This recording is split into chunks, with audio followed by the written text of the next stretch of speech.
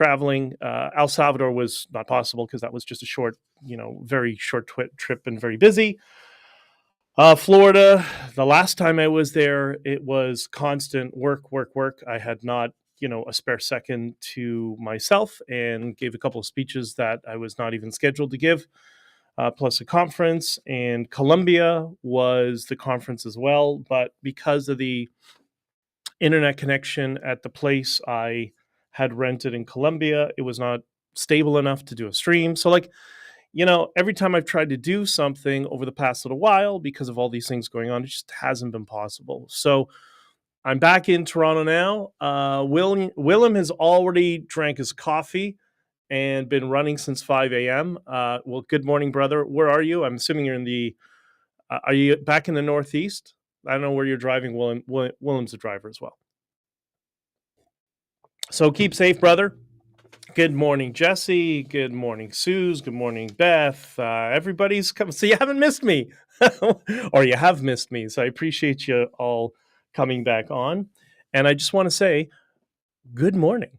And good morning to what is, as Beth is insinuating, really the best day of your life. And this is how I look at it. All the days that happened previously, I'm sorry if this sounds woo-woo-ish, but it just helps me. This is why I don't get any state of anxiety. I look at all the other days ahead of me. Obviously, you're not going to be able to fix them. I mean, it's pretty obvious. It's in the past. But you can make today the best day of your life. And that's kind of the frame that I start things at. And that's why so few things really bother me. And that's just the way life is. So please like, share, subscribe. If you're on Substack, I did a couple of tests on Substack and slowly trying to migrate things between, all these platforms. There's censorship all over the place in different places. It's much better than ever used to be. But some of the reliability of some of the protocols, some of the reliability of the platforms has not been, quite so stellar. And as a result, I've been working over the past several months as we've been doing these streams just to kind of isolate which is the best platforms to work on. And I've narrowed it down to Substack, I think, has been the best in terms of not shadow banning anything. So obviously, I'm going to continue focusing on Substack and been migrating a lot of stuff there, to be honest. And that's where all my, news articles are, and, including the stuff that goes to Zero Hedge, which I'll talk about later on in the stream. And locals I have, and Rumble, and X, and YouTube just because the analytics is amazing, although the degree of shadow banning is absolutely crazy, but it is what it is. And I also need YouTube to export the audio for the podcast upload. All right. So that's all stuff none of you care about, but I wanted to give you some time to join so we can talk about a little bit of the chaos. I posted a couple of my interviews that I did recently while I was in Naples. So when I went down to Florida, I was both on the East Coast and the West Coast, and spent a couple of days in Naples with some really great people. That's more in sort of the Bitcoin crypto space. But we did do a very long form podcast about politics, culture, all that sort of stuff. And Maddie was a great interview. I got to be honest. He, when you do so many of these interviews, after time, you can size people up within the first 5 seconds if they're competent, if they understand the topic, if they know what they're talking about, they know who they're talking to.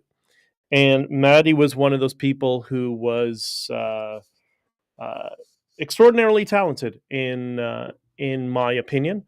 And on the opposite end was Candace Owens. I've explained this in some Twitter spaces that when I first went on, Candace Owens' show on Daily Wire, of all the interviews I did, it was the most creepy that I've done in my life. And I joined. It was very strange. We did like a 25-minute long interview, and you could tell she was scripted, but she didn't know the topic. You can tell when you're talking to somebody, they really have no idea what they're talking about.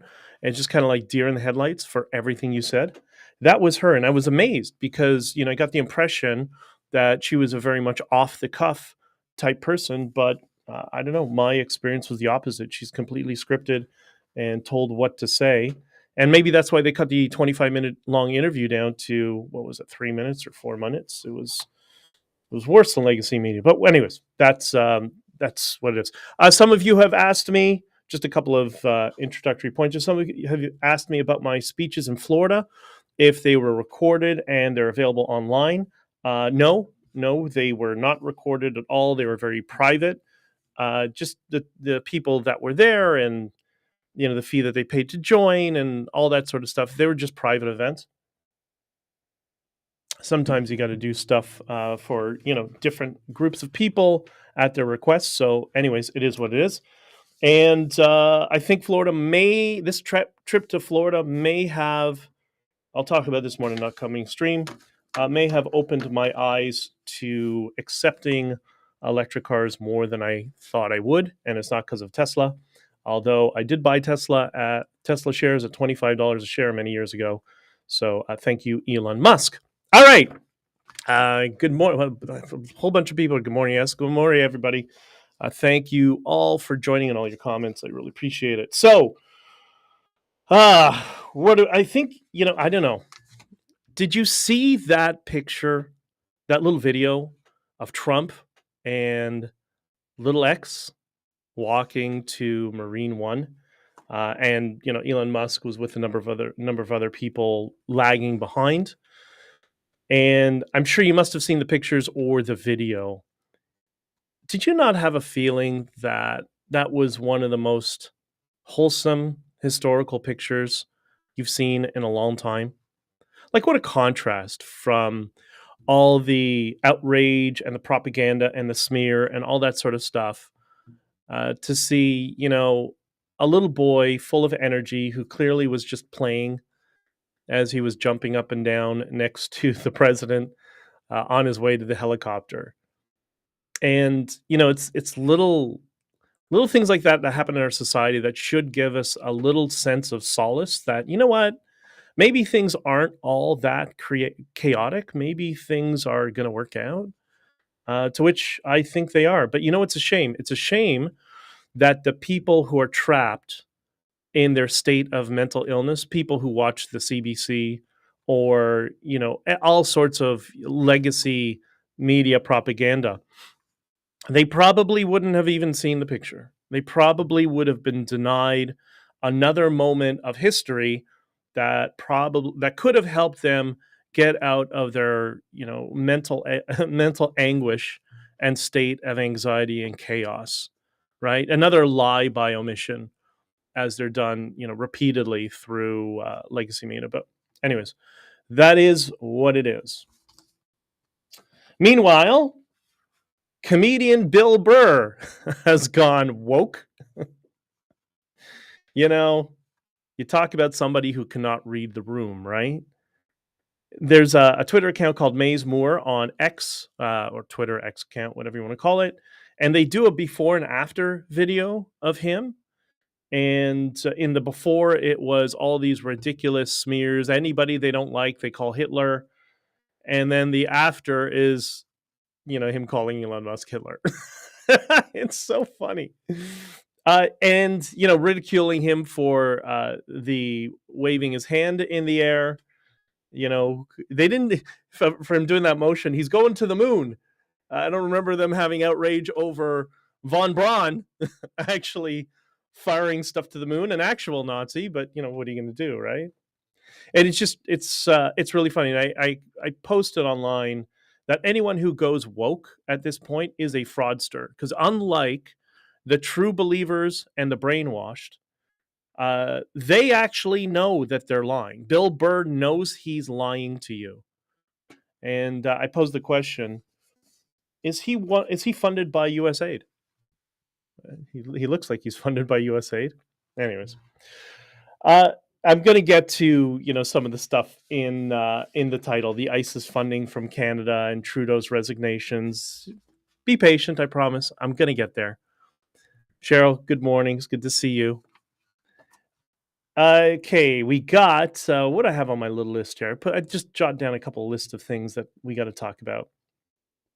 Oh, I posted on Twitter this question: whatever happened to Hunter Biden's art career?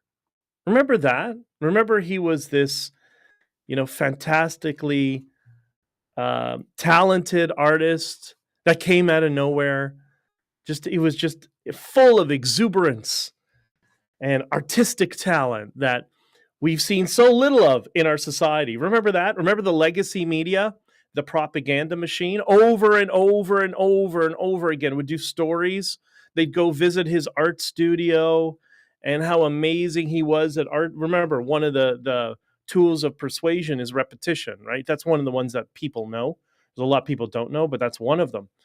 And over again, it was how talented is Hunter Biden. Forget the fact that, the cracks, the crack addiction, the money laundering, the bribes in China, all that stuff that are all on the laptop. Forget that. It was all about the art. That was the deflection, right? Whatever happened to that? Or was it what we all thought the entire time? Was it just corruption and money laundering the entire time? Like, how many millions, tens of millions, hundreds of millions did they steal? Maybe that's not what it was. Maybe I'm missing something. And it could be. I could be completely wrong. I'm just asking questions, right? That's the theme today. Just asking questions. But seriously, what happened to CNN doing the regular coverage of Hunter Biden, to which they'd say, oh, it has nothing to do with the president. It's just a very talented artist. Oh, really? Okay.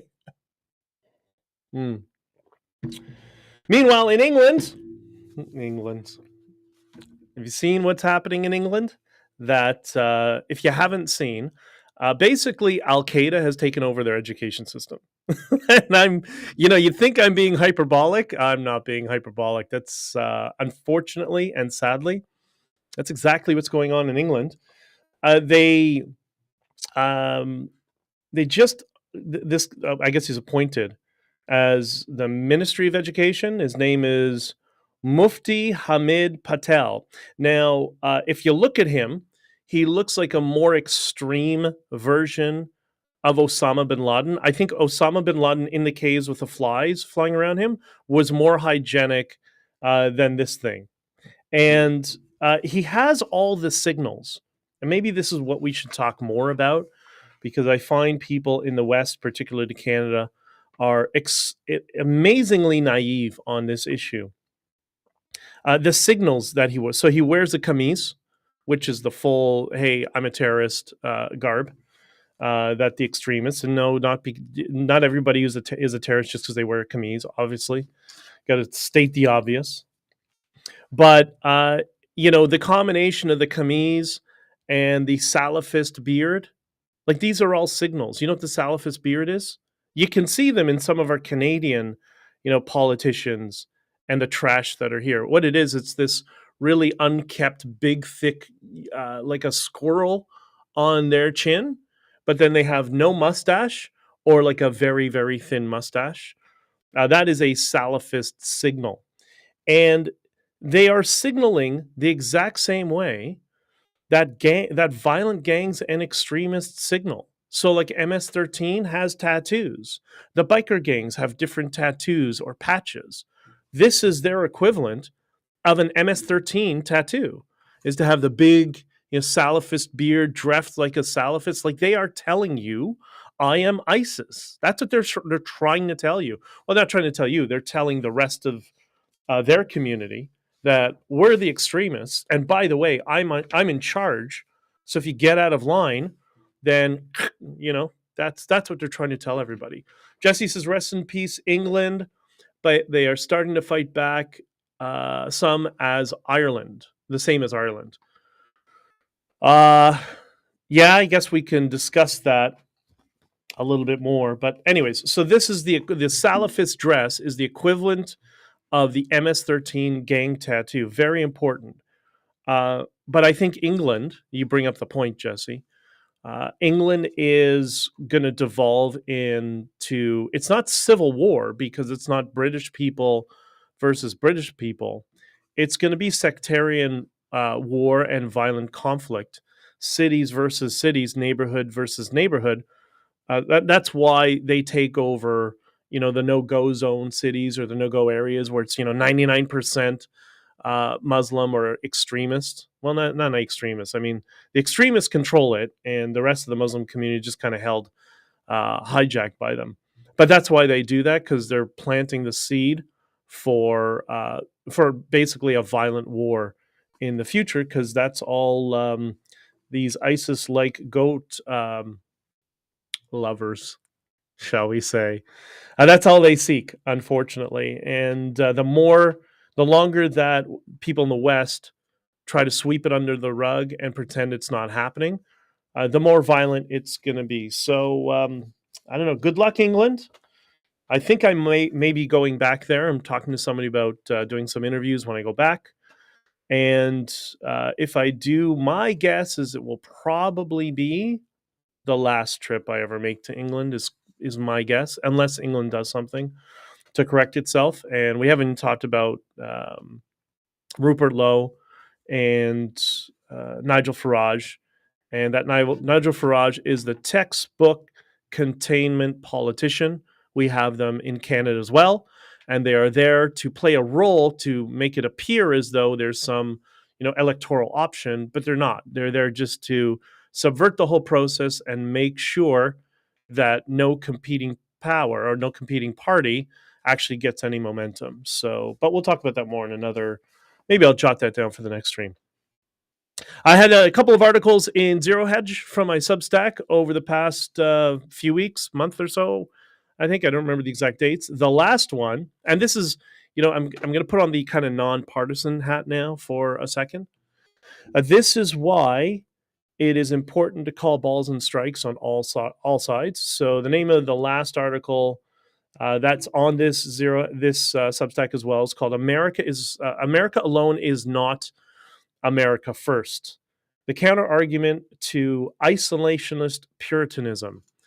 And I get into some of the concerning foreign funding around people on our side, on the more, let's say, conservative objectivist side versus, the crazy lunatic ethno-communist side, which is dominating liberal politics right now, right?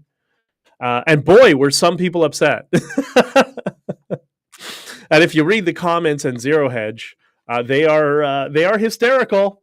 They would have been very welcome by or very much appreciated by the mid-century Germans. That's for sure. So, it's funny, all the jihadis online who pretend to be Christian and then just they speak like they're the mid-century Germans. It's crazy.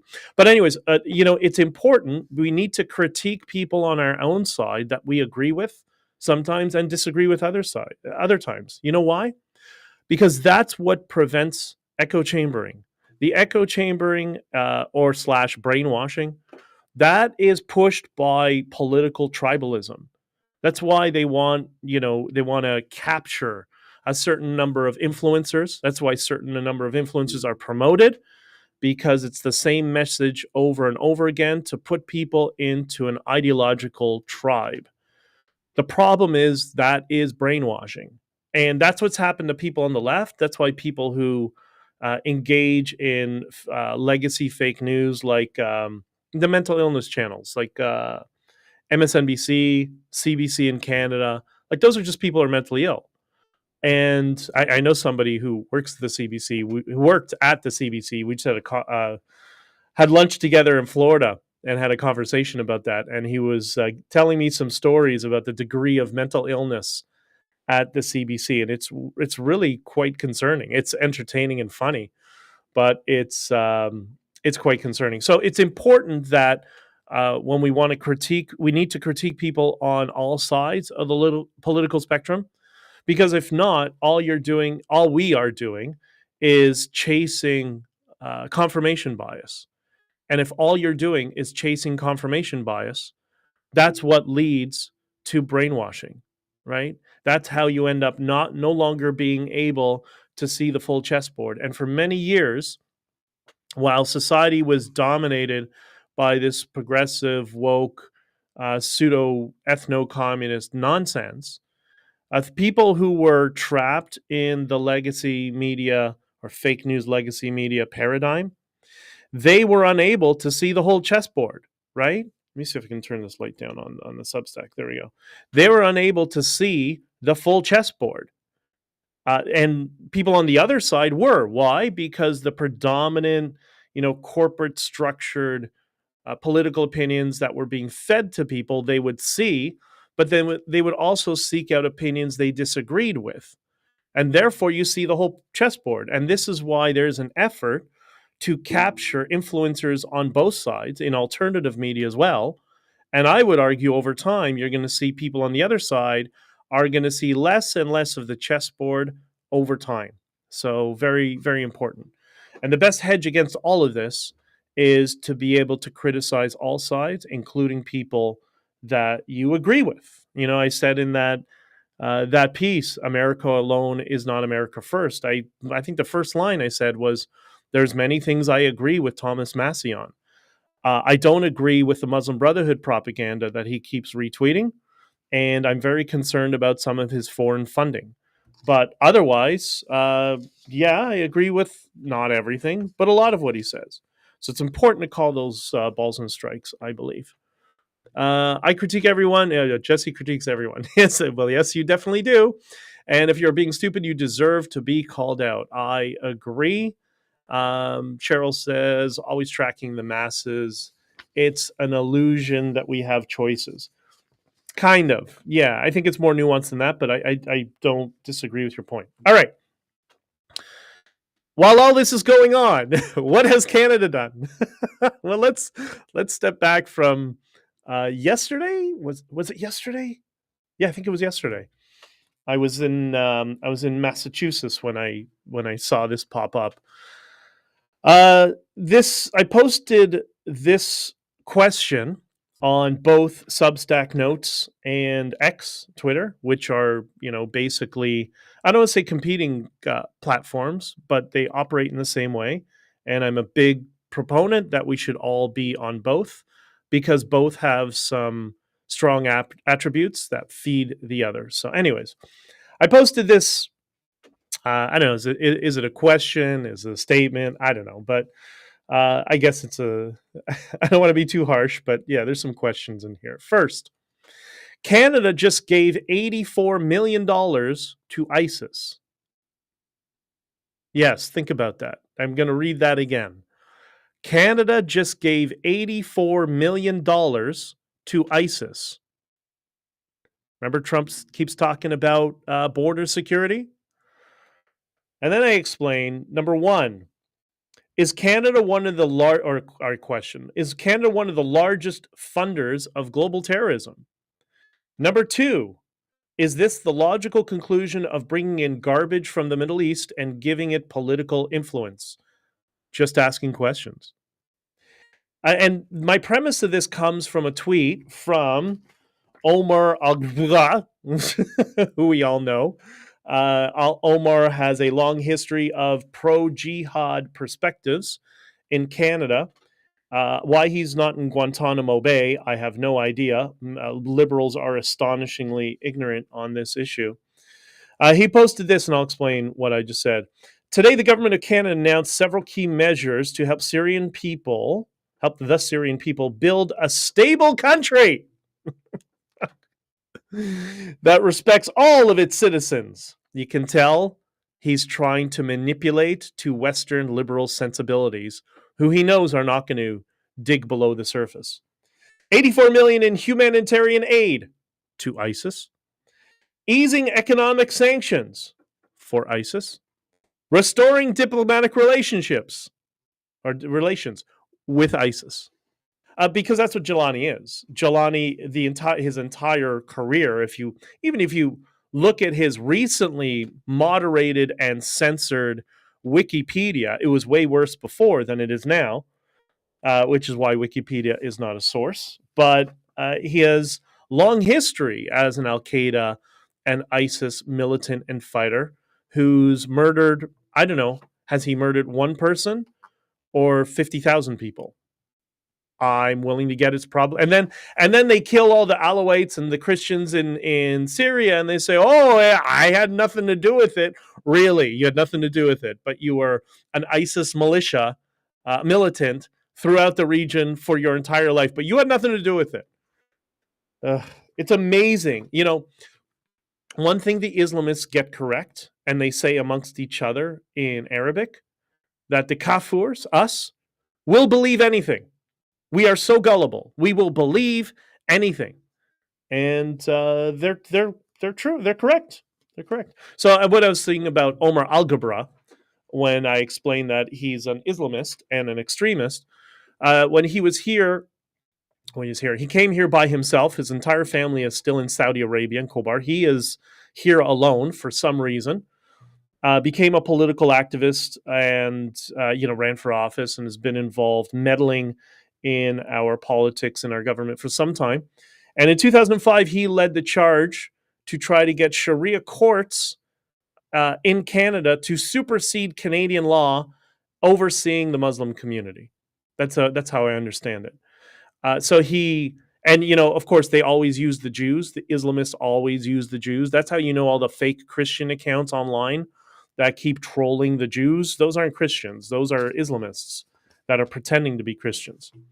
And that's why, people like Jordan Peterson and others are very vocal against anon accounts online. It's a double-edged sword.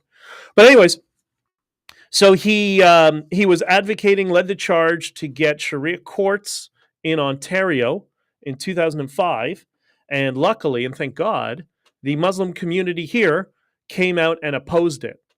And it was put to a vote in Ontario, and the vote lost because most of the Muslim community that came to Canada came to be Canadian and get the hell away from this Islamist trash they tried to escape from, right? So that's Omar al-Ghabra. So he is now he's a foreign affairs minister, if I'm not mistaken. And it's interesting while USAID is going on, because we have something exactly like USAID called Foreign Affairs Canada that does the exact same thing that USAID does. So now you got $84 million, like immediately, going to ISIS. Does that mean now that Canada joins Iran, Qatar, and other countries as sponsors of global terrorism? I think that's what that means. I think that means we're so ignorant and naive on one side of the political spectrum that we've been conned and baited into joining the axis of evil and giving our tax money. Everybody complains we have money for healthcare.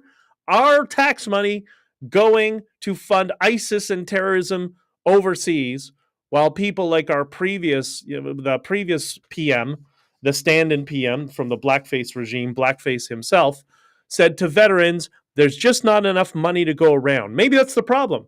Maybe he just didn't define which veterans. It's for the ISIS veterans. It's not for the Canadian veterans, because that's the liberal ideology, Liberal Party ideology, by the way, I should clarify.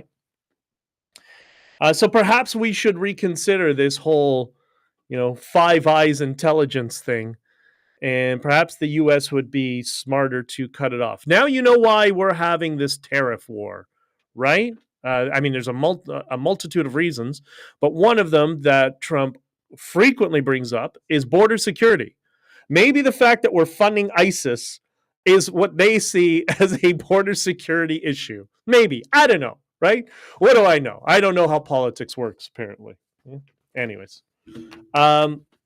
My internet connection is unstable. If you're getting any sort of rubber banding or anything on Substack, please let me know, because I'm still, this is really the third test on Substack, so I'm still trying to iron out the kinks before I do some switching in the future. All right.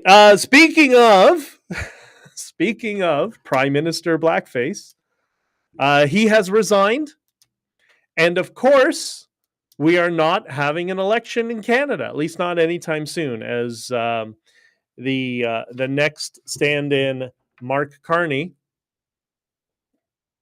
or as I call him, Michael Ignatieff 2.0, has taken over and said in a press conference really quickly, you could tell he was hiding it, because all of a sudden, the rate at which he spoke exceeded 140 words per minute, like that, and then he went back to his usual cadence. He was asked, can we see an election? And he responded, yeah, well, we're not going to speak election until November, but anyways, and then change the topic, right? So we're not going to see an election for quite a while.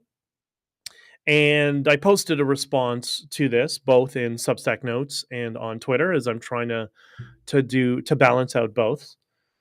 And I brought up this statement. I hope this wasn't too cheeky.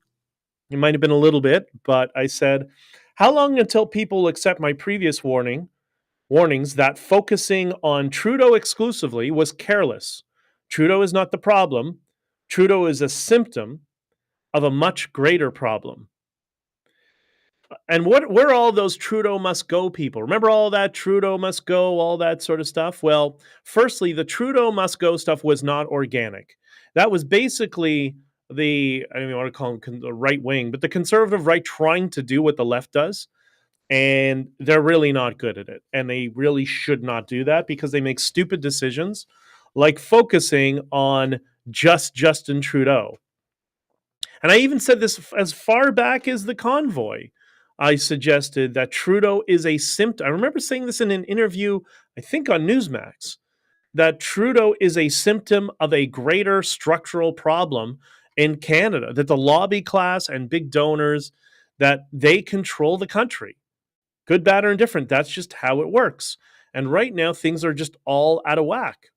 But they baited the Liberal side, baited the Conservatives into just focusing on Justin Trudeau. This is why I talked often about Doug Ford as one of the people who also screwed the truckers by sinking an injunction on your donations. That was Doug Ford, the quote conservative.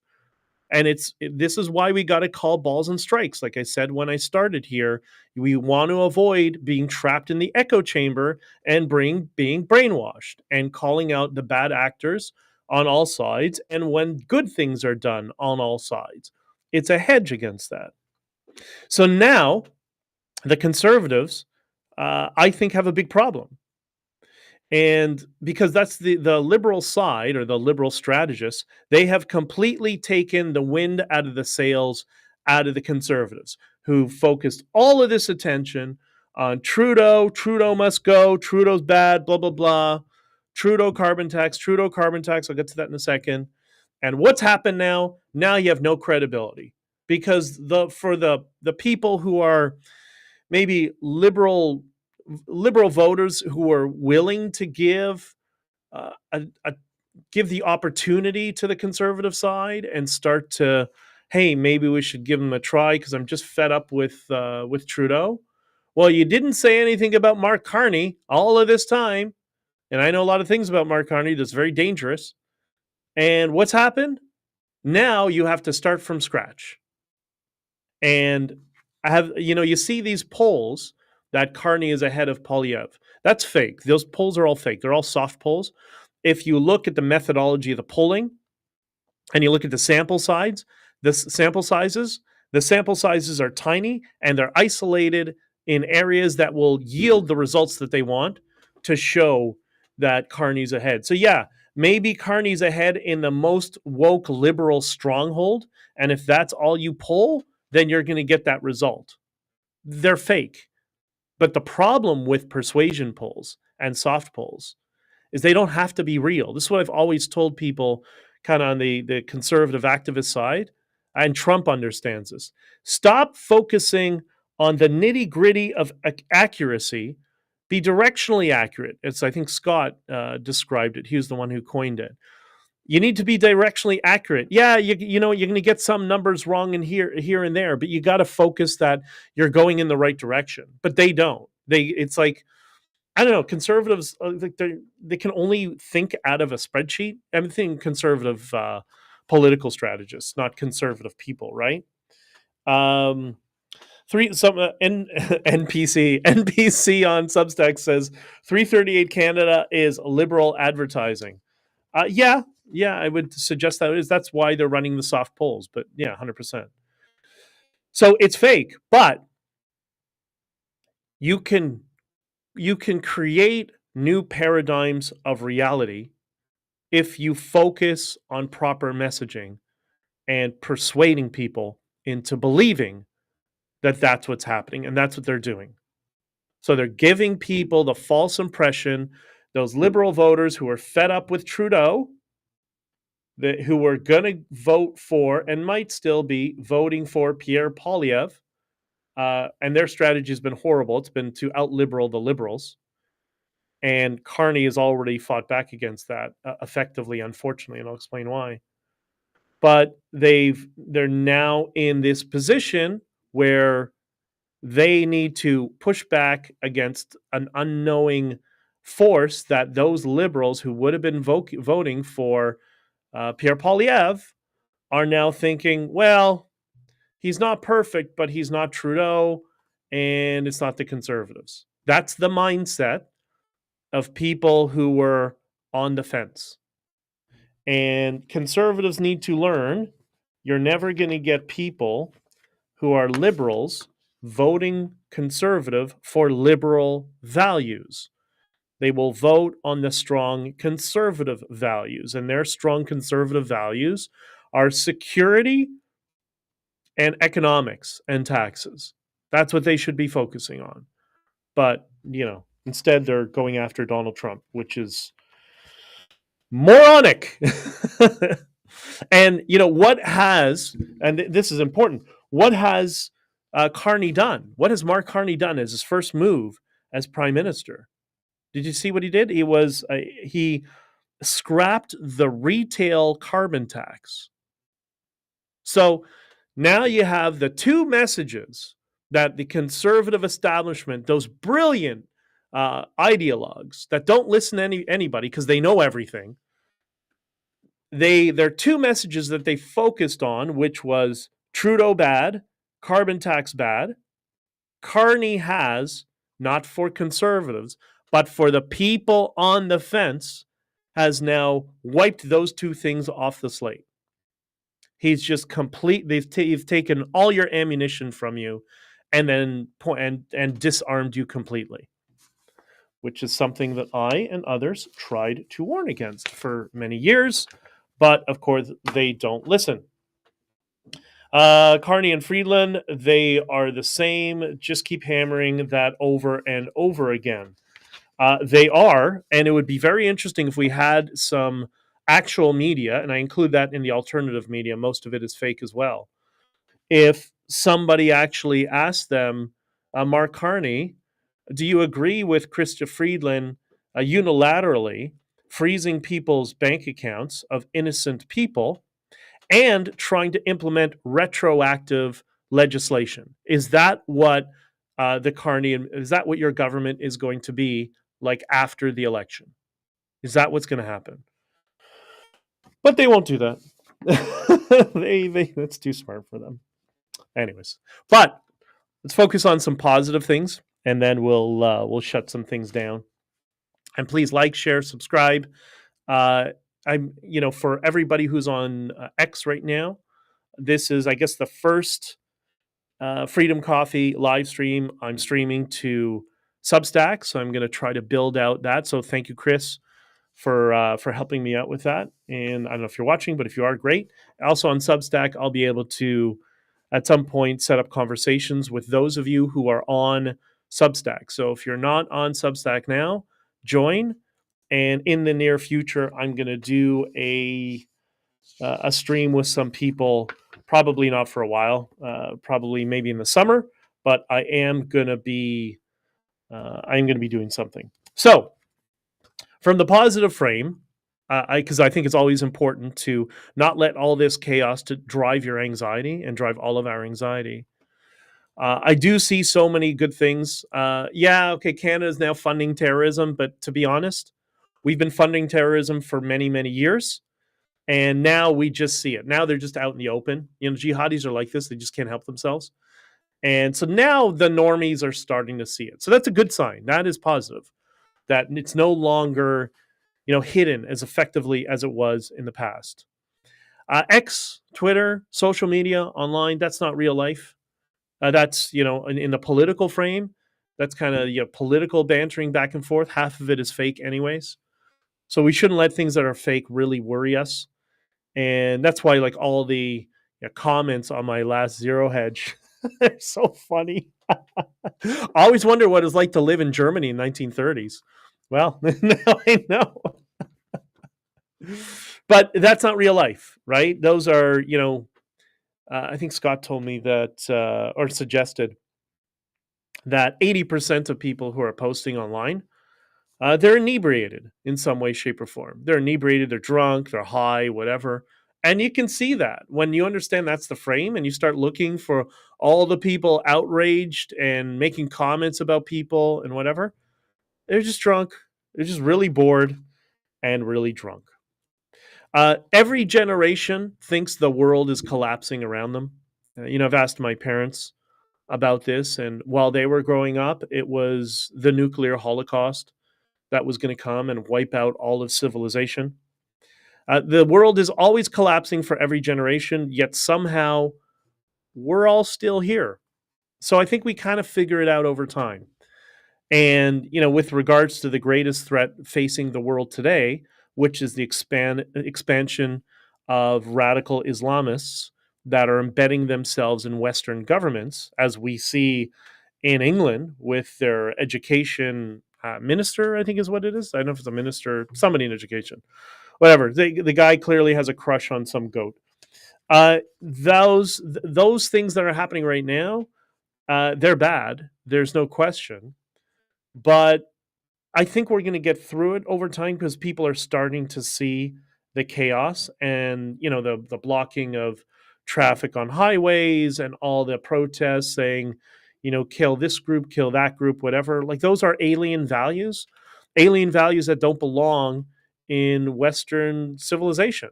So I think we're going to get through this. Things that, I've said many times since the convoy as well, and in many of my interviews, that I'm really optimistic of things in the future. And this was before Trump was elected. I think, with what Elon and Trump are doing in the United States, yeah, it's some hurt that we need. Just like Argentina, it's some hurt that the Argentinian economy needs. But at the end of it, we're going to legitimately head into this golden era, or as me and Stephen Hicks like to talk about it, the Enlightenment 2.0. And we're trying to focus on, the cultural side, getting people talking to each other who disagree with each other and that sort of stuff. I saw a Palestinian protest on a bridge in Cambridge, Ontario yesterday. WTF. That is from, Bridget. That's from Bridget Belton on Substack. I remember a few years ago, somebody asked me in Colombia, they were downtown and they saw a protest and signs. I think this was 3 or 4 years ago that said Libre, Libre Palestina, which is free, free Palestine. And they called me and said, what the hell is this? I'm like, oh, that's the Muslim Brotherhood. That's all that is. That is foreign funded Muslim Brotherhood messaging. Hamas, by the way, was a Muslim Brotherhood militia. I hope was. And the Muslim Brotherhood, by the way, they operate in every country of the world, including yours. And they are in Cambridge as well. And I believe they have a mosque in Malton. I don't know, one of those places, one of those masjids is Muslim Brotherhood. So yeah, they're here all over. Everybody in law enforcement knows it. The top tier of law enforcement prevent any officers from acting upon it and are bringing Muslim Brotherhood people into law enforcement, as we've seen with the Metro Toronto police officers that are Allahu Akbars, as I call them. And I'm going to have a piece on them in Substack very soon because this is not a new phenomenon. But again, now people can see it's starting to permeate into the regular cultural zeitgeist. So people are now starting to see it. Take everything you see online with a grain of salt, but I believe Benjamin Dichter. I hate GTA and Montreal. Listen, I live in the most woke area of Toronto, and like I get along with people here. Yeah, maybe we disagree with politically, but I always try to remember they're just, it's not even that they're brainwashed. It's been so much lies by omission they just can't see everything. They just don't know what's going on because they're busy with their lives or they have other interests or whatever. So I try not to have any animosity towards them. And I try slowly over time, with select people to talk to them. We've got some good comments on Substack here. London had one of the first mosques in Canada funded by in the Middle East. Yes, London is an epicenter of Muslim Brotherhood activity, has been from some time. Remember that Professor Lubani who was shot? Dirtbag was shot. When they had those protests along the Israel-Gaza border. Remember they were firing rockets in Israel, sending bombs in Israel, burning tires and whatever. And that dirtbag jihadi Lubani, who's a professor at Western University, by the way, as well as some other jihadi professors at Western University in London. That's how that happens, right? We'll talk more about this over time because I know this file pretty well. And I'll probably talk a lot more about this in the US. This is what some of my speeches are about when I go down there. That, Bitcoin, freedom, stuff like that. Our RCMP were trained in tolerance towards lamb. In the early 90s, that means they were not safe from our own. We're not safe from our own police because of this. Yeah, it's really funny. Like I have family in policing, and as I was told recently, I was asked. The question was this: when I was in police academy 25 years ago in Ontario, how many courses do you think I had in intelligence collection and surveillance? And I said, I don't know. And this person said, 1. But I had 19 in anti-racist policing 25 years ago. What do you think it's like now? It's exceptionally worse. That's why so many people are brain dead here. That's part of the brainwashing. But I do know there are a lot of people in the RCMP who know exactly what's going on, and many of our police forces, but they're usually below deputy chief because the deputy chief and the chief of police have a separate union from the rest of law enforcement, which is why I think the Trump administration should be putting all police chiefs, deputy chiefs, and police services board members on a no-fly and do-not-entry list into the United States, like Omar Al-Ghabra was on when he was denied entry into the United States, who is now our Minister of Foreign Affairs. What a tangled web we weave. Anyways, it's going to get interesting. I'm going to cut this a little bit short. I'm going to stick on locals and Substack for a couple of minutes. I'm going to shut down the main feed if you have any questions. I see there's a bunch of things popping up here and there, so I'm going to get to those. So everybody on the main feed, I just want to say I love you all.